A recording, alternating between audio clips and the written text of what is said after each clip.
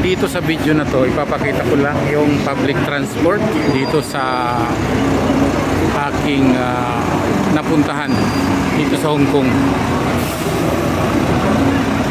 So ito yung public transport dito, lahat naka double decker at saka Volvo yung kanilang mga unit, KMB yung kanilang manufacturing ng bus.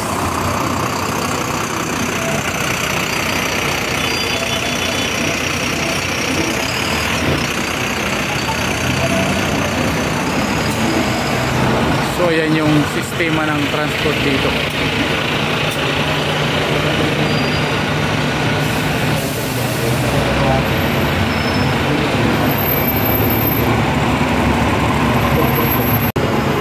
So dahil traffic, ito tayo maglalakad na lang dito sa tabi. Ayan yung mga nasasalubong nating tao. Dito tayo sa gilid ng secondary road.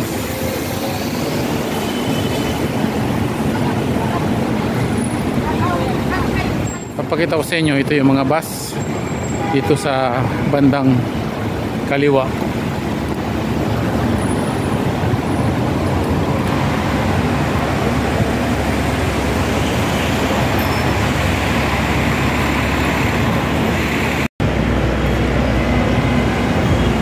Ito naman yung bandang kaliwa na bus na papunta ng Central. So ayan, ito naman yung biyaheng 98D. Ayan, nagsasakay ng pasahero. So dito karamihan ang gamit ng pasahero ay may tinatawag na octopus card. So yun lang yung gamit nila. So itong 281A, ayan dito. Ayan. Kung titingnan nyo, yung gamit nila ay card lang. Ayan, walang konduktor yung bus dito. At saka less cash.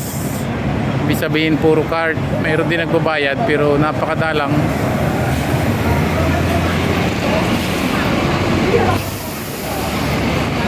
So ayan, palis na sila. After nila may sakayang pasahero, hindi na sila nagbababad. At ito ay hindi porsyentuhan, kundi ito ay monthlyhan yung sahod. So ayan, nagsasakayan sila sa bus na biyahing number 9. Kung nakikita nyo, tulad ng sinabi ko, less cash yung pagbabayad nila. Tinatap lang nila yung octopus card para sa kanilang pagsakay, and then guna yung bus.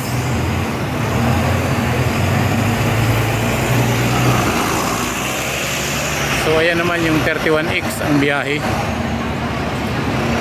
KMB pa rin siya at Volvo yung kanyang makina.